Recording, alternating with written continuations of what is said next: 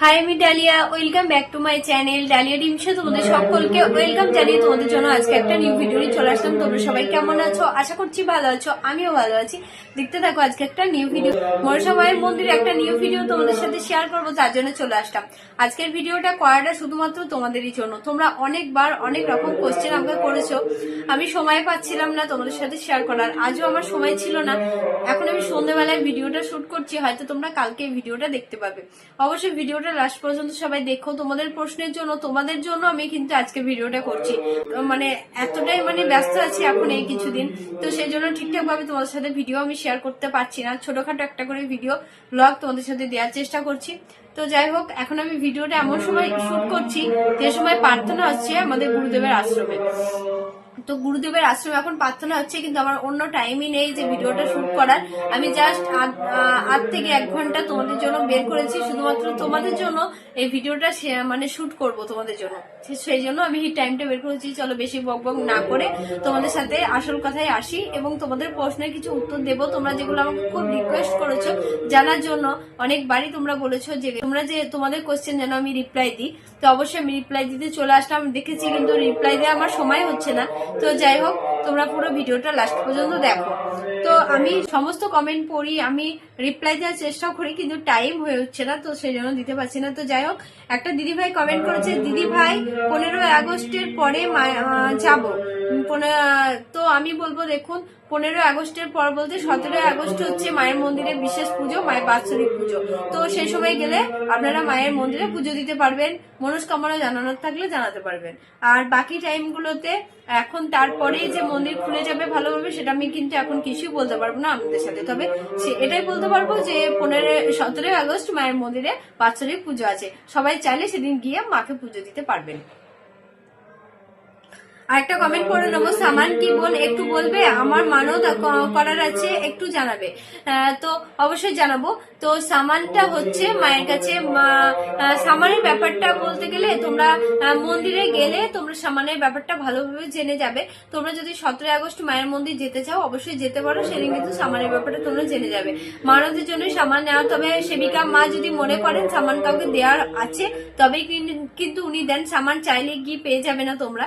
সামানটা একটা অন্যরকম জিনিস। তো মন্দিরে গিয়ে তোমরা সেটা সেবিকা মায়ের সাথে কথা বলে নিতে পারবে। সেটা পুরোপুরি সেবিকা মায়ের সাথে তোমাদেরকে কথা বলতে হবে সামানের ব্যাপারটা নিয়ে। আর ভিডিওটা অর্ধেক থামিয়ে তোমাদের সাথে একটা কথা বলতে চলে আসলাম। যারা এখনো চ্যানেলটা সাবস্ক্রাইব করোনি, প্লিজ সাবস্ক্রাইব করে পাশে থেকো। দেখো, তোমাদের জন্য আমি অনেক কিছুই করার চেষ্টা করি, সময় বার করে ভিডিও দেওয়ারও চেষ্টা করি। তোমাদের সকলের কোয়েশ্চেন গুলো পড়ি এবং সকলের কোয়েশ্চেনের রিপ্লাই দেওয়ার চেষ্টা করি।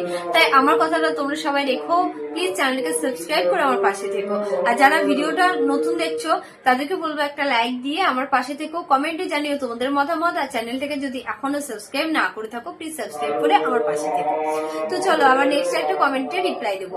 তো সামানের ব্যাপারটা বলতে পেরেছি আশা করি। সামানটা নিয়ে সেরকম মাথা না ঘামিয়ে মায়ের মন্দিরে যাও, মাকে পুজো দাও। সেবিকা মায়ের সাথে কথা বলার সুযোগ থাকলে বলো, আর না হলে ওখানে মন্দিরে যে দাদাভাইগুলো থাকেন ওনাদের সাথে কথা বলো।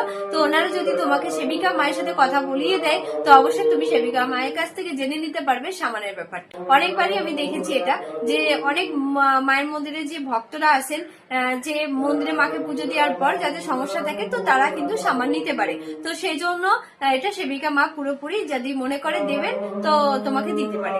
তো দিদিভাইকে আশা করি আমি বোঝাতে পেরেছি। তো এরপরে আরো কিছু জানার থাকলে তুমি কমেন্ট করো, কিন্তু সামানের ব্যাপার নিয়ে এর বেশি আমি কিছুই জানি না। তো সেটা কিন্তু তোমাকে সেবিকা মায়ের সাথে গিয়ে জেনে নিতে হবে। আর একটা দিদিভাই কমেন্ট করেছে যে, দিদি আমি জানতে চাইছি যে মনসার মন্দিরে কোন দিন পুজো দিতে যাব, কোন দিন ভালো হবে যাওয়া, প্লিজ একটু বলুন। আমার মানত করার আছে মন্দিরে গিয়ে, মানে একটু সব জিনিস ভালো করে এক্সপ্লেন করে দিন দিদি প্লিজ। দিদিভাই আমাকে জানতে চেয়েছে যে মায়ের মন্দিরে কোন দিন গেলে ভালোভাবে আমি পুজো দিতে পারবো, কোন দিন গেলে ভালো হয় পুজো দেওয়ার।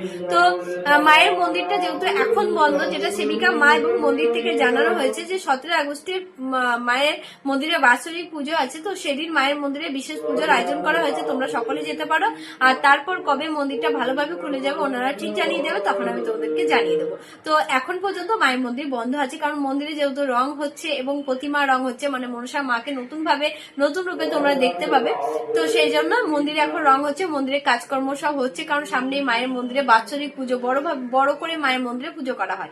সেই জন্য কিন্তু সেবিকা মা এখন মন্দিরে সবাইকে যেতে বারণ করেছেন। তাই এখন তোমাকে আমি বলবো দিদিভাই, যে এখন মন্দিরে তুমি গেলেও পুজো দিতে পারবে না। ভালোভাবে যদি তুমি পুজো দিতে চাও এবং মাকে মানত করতে চাও, 17 আগস্ট তুমি মায়ের মন্দিরে গেলে মাকে পুজো দিতে পারবে এবং মানত জানাতে পারবে। আর বাড়িতে বসে মাকে ডাকলেও কিন্তু মা অন্তর্যামী, মা সাড়া দেয়। তো চলো আর একটা নেক্সট কমেন্ট পড়ে নিচ্ছি। আর একটা দিদি ভাই কমেন্ট করেছে যে আমি আগস্ট মাসের শেষের দিকে যেতে চাই, তখন কি আমি আশা মায়ের সাথে দেখা করতে পারবো? দয়া করে আমাকে একটু জানাবেন, আমি অনেকটা দূরে থেকে যাব, আমি আপনার উত্তরের অপেক্ষায় আছি। অবশ্যই দিদি ভাই আপনাকে উত্তরটা দেব। আমি এতদিন উত্তর দিতে পারিনি, আমার সমস্যা আছে, আমার সমস্যা ছিল, মানে টাইম পাচ্ছিলাম না। আমি একটা ভিডিও শুট করতে গেলে অনেকটা টাইম লাগে, একটা ভিডিও শুট করতে গেলে অনেকটা টাইম লাগে, আর সেই টাইমটা আমার হয়ে উঠছিল না। তাই আমি ভিডিওর কমেন্টের রিপ্লাই গুলোই করতে পারিনি। তো আমি তার জন্য অনেক কমেন্ট এসেছে, সেই জন্য আমি ভাবলাম না, সবাই এতটা অপেক্ষা করে আছে আমার একটা রিপ্লাইয়ের জন্য, তো আমি কেন একটু সময় বের করে তোমাদের জন্য একটু হেল্প করব না।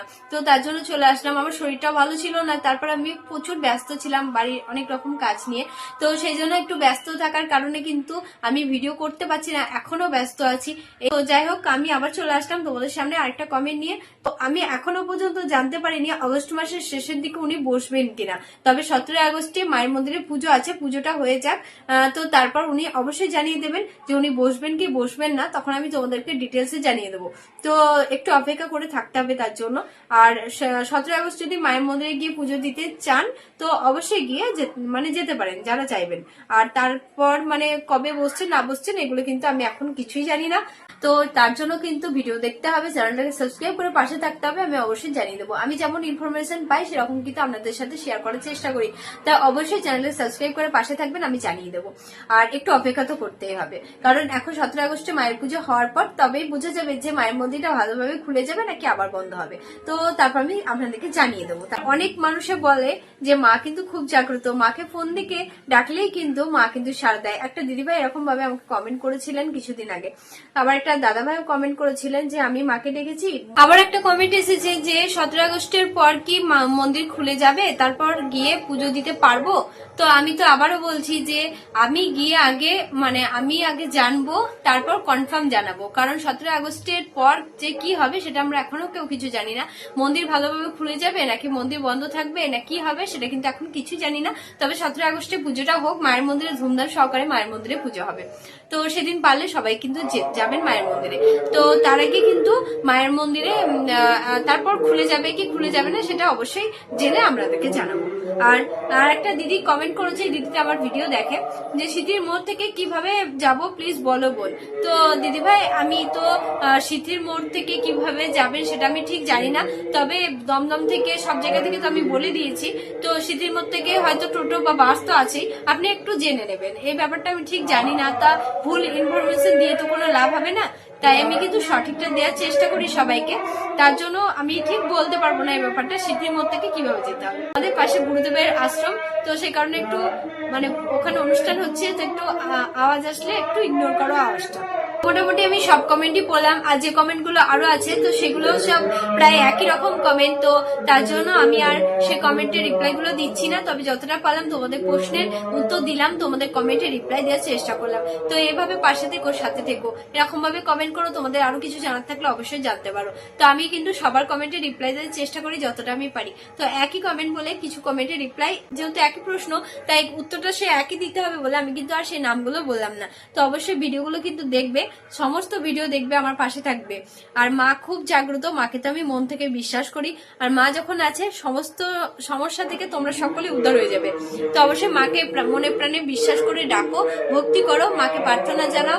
আর সবসময় যে মন্দির তোমাকে যেতেই হবে এরকম ব্যাপার না, বাড়িতে বসেও তুমি মাকে ডেকে তোমার মনস্কামনা পূর্ণ হলে তখন তুমি মায়ের মন্দির গিয়ে পুজো দিয়ে আসতে পারো। তো এটা কিন্তু আমরা সকলেই করে থাকি। সবসময় যে আমরা মন্দির যেতে পারি এরকমটা না, অনেক দূর দূরান্তে মন্দির থাকে, সেগুলো কিন্তু সবসময় যাওয়া যাওয়া হয়ে ওঠে না। তবে বাড়ি থেকে প্রার্থনা জানালেও কিন্তু মা, যে জাগ্রত মা অন্তর্যামী, সে কিন্তু মনের কথা শুনতে পারে, বুঝতে পারে। তো মা সকলের মনস্কামনা পূর্ণ করে দেয়। তো ভিডিওটা যদি ভালো লাগে প্লিজ লাইক করো আর কমেন্ট করে দিও। তোমাদের একটা কমেন্ট কিন্তু আমার অনেক ভালো লাগে, তোমাদের একটা লাইক কমেন্ট আমার অনেক ভালো লাগে, অনেক আমাদেরকে আরো উৎসাহ বাড়ায় ভিডিও করার জন্য।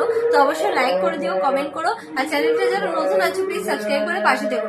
মনসা মায়ের, জাগ্রত মনসা মাকে তোমরা বাড়িতে বসে নাম জপ করো, বাড়িতে বসে মাকে প্রার্থনা জানো। তোমাদেরকে তো আমি সবসময় বলে থাকি যে মায়ের 108 বার করে নাম জপ করো। মা কিন্তু খুব জাগ্রত অন্তর্যামী, মা সকলের মনস্কামনা পূর্ণ করে দেয়। অবশ্যই তোমাদের মনস্কামনা মা পূর্ণ করে দেবে। আর 17 আগস্টের তো অপেক্ষায় আমরা আছি। মায়ের মন্দিরে সেদিন বিশেষভাবে পুজো, তো পুজোটা কেমন ভাবে আয়োজন করা হচ্ছে সেগুলো তো আমরা জানতে পারছি। তো মায়ের প্রত্যেক বছর পুজোটায় নতুনত্ব ভাব থাকে। তো আগের বছর পুজোটা যেরকম হয়েছিল তার থেকে একটু নতুনত্ব অবশ্যই এবারও হবে, সেটাই অপেক্ষায় আমরা সকলে আছি। মায়ের মন্দিরে কিন্তু মাকে প্রতিমা রং করা হচ্ছে, মায়ের মন্দিরের ঘর রং করা হচ্ছে। অবশ্যই খুব সুন্দরভাবে মায়ের মন্দিরে পুজোটা হবে। তবে এখন একটু বর্ষাকাল, এবছর বৃষ্টিটাও বেশি। তো যাই হোক, মায়ের মন্দিরের পুজোর অপেক্ষায় আমরা আছি। মায়ের মন্দিরে খুব ভালোভাবে ধুমধাম সহকারে মায়ের মন্দিরে পুজো হোক, এই প্রার্থনা জানাই মায়ের কাছে যে মায়ের মন্দিরে যেন খুব ধুমধাম সহকারে মায়ের মন্দিরে এবছর পুজোটা হয়। তো অবশ্যই ভালো থেকো, সুস্থ থেকো। জয় মনসা মায়ের জয়, জয় মনসা মায়ের জয়। সকলে মা যেন সকলকে ভালো রাখে, সুস্থ রাখে, এই কামনা করি। তো সকলে তোমরা ভালো থেকো, সুস্থ থেকো, আমার পাশে থেকো। জয় মনসা মায়ের জয়।